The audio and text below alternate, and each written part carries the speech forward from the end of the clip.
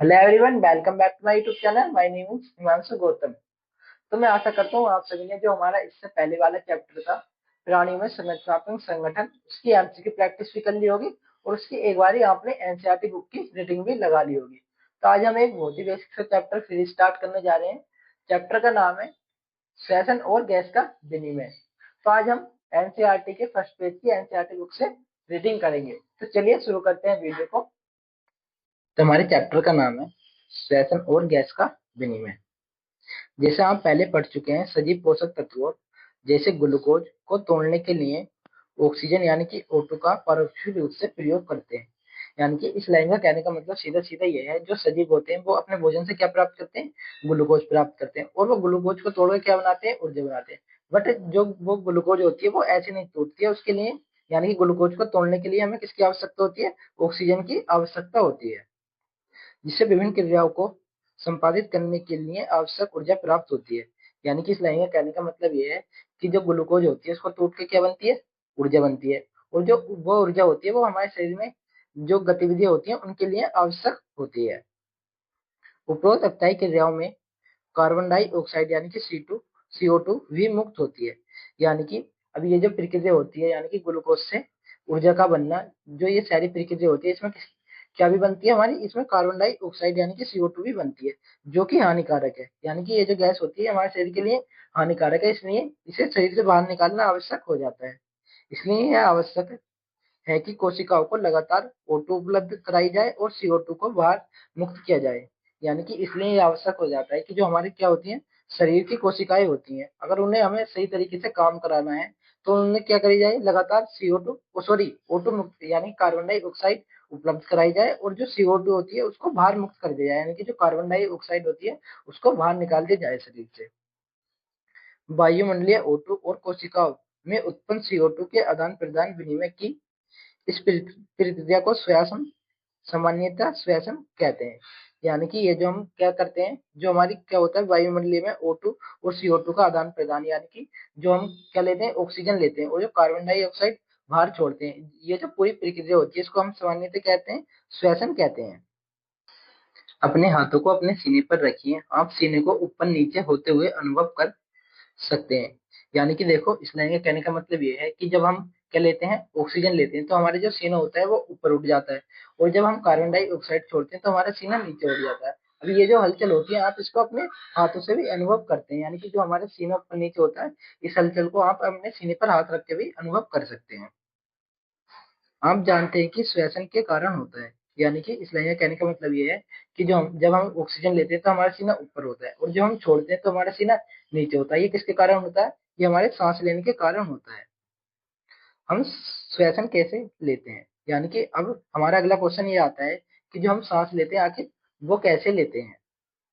इस अध्ययन में निम्नलिखित खंडों में श्वसन अंगों और श्वसन की क्रियाविधियों का वर्णन किया गया है।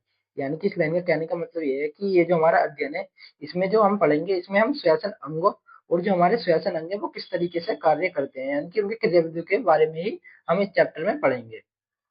अब हमारा अगला टॉपिक आता है श्वसन के अंग, यानी कि हम किसके बारे में पढ़ेंगे, श्वसन अंगों के बारे में पढ़ेंगे।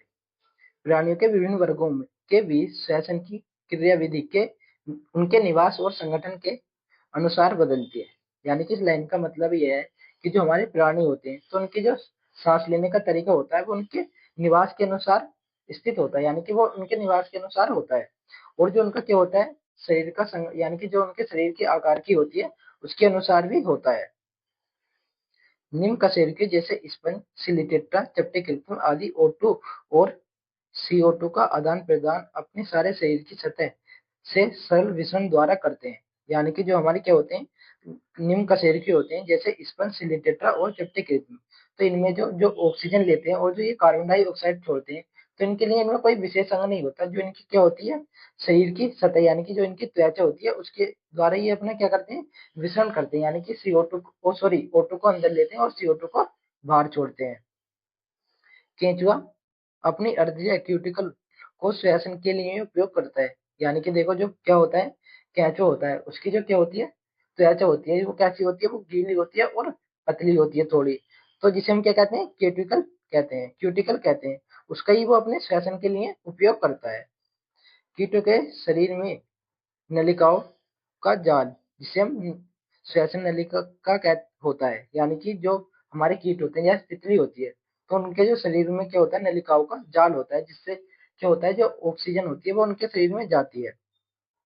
तो इस जाल को हम क्या कहते हैं, श्वसन नलिका का जाल भी कहते हैं, जिन्हें वातावरण की वायु उनके शरीर के विभिन्न अंगों तक पहुंच जाती है। यानी कि इस लाइन में कहने का मतलब है कि ये जो हमारा नलिकाओं का जाल होता है, इससे क्या होता है, जो जो वायु होती है, यानी कि जो हमारी क्या होती है, ऑक्सीजन होती है, वो उनके जो शरीर होता है उनके विभिन्न स्थानों तक पहुंच जाती है। यानी कि वातावरण की वायु उनके विभिन्न स्थानों, उनके शरीर के विभिन्न स्थानों तक पहुंच जाती है।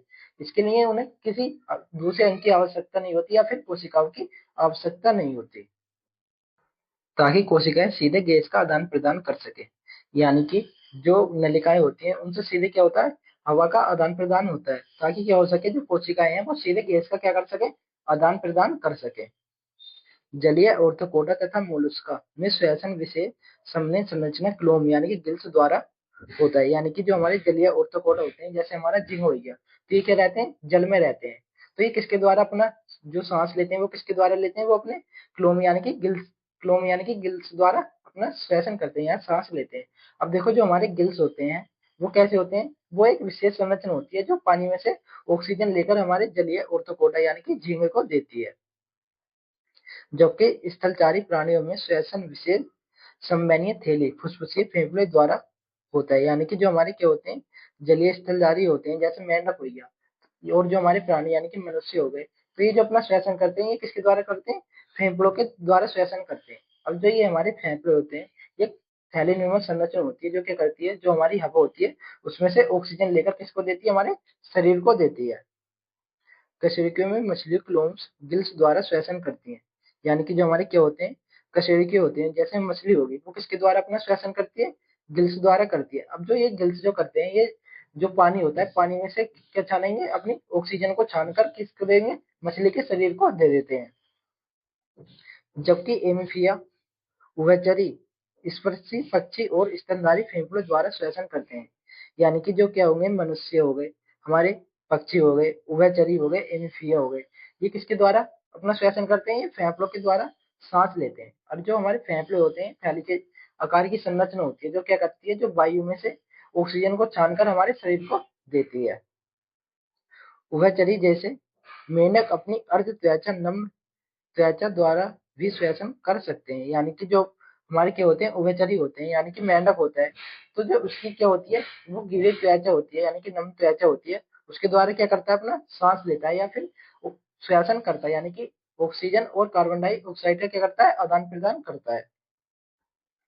स्तनधारियों में एक पूर्ण विकसित श्वसन प्रणाली होती है। यानी कि जो हमारे स्तनधारी यानी कि प्राणी होते हैं, स्तनधारी प्राणी होते हैं, जैसे मनुष्य हो गया, तो उसमें क्या होता है, पूर्ण विकसित क्या पाया जाता है हमारा, यानी कि पूर्ण विकसित श्वसन तंत्र पाया जाता है। यानी कि इनमें जो श्वसन तंत्र होता है वो अलग होता है। तो बस आज के लिए इतना ही। आज देखो, मैंने आपको ये ओनली 2 टॉपिक पढ़ाए हैं, वो इसलिए कि आप, अगर आपको लगता है कि मुझे अभी थोड़े और सुधार की जरूरत है, तो आप मुझे बता दें, क्योंकि जो ये मैं एनसीईआरटी बुक पहले पढ़ा रहा था वो तो एकदम बोरिंग थी। फिर मैंने सोचा कुछ नया किया जाए, तो मैंने इसलिए ये तरीका अपनाया। अगर आपको अब भी लगता है कि मुझे थोड़े सुधार की जरूरत है, तो आप कमेंट करके बता दें कि भैया ये और सुधार कर लो, तो थोड़ा हमें हेल्प मिलेगी और अच्छा लगेगा। तो अगर वीडियो पसंद आई तो वीडियो को लाइक और हमारे चैनल को सब्सक्राइब करें। अगर आप इसके ऊपर एमसीक्यू प्रैक्टिस करना चाहते हैं तो आप हमारे टेलीग्राम चैनल को ज्वाइन कर सकते हो, जिसका लिंक मैंने आपको डिस्क्रिप्शन में दे दिया है, वहां से जाके आप मेरे चैनल को ज्वाइन कर लो। मिलते हैं फिर नेक्स्ट वीडियो में, तब तक बने रहिए हमारे विद्या न्यूज चैनल पर।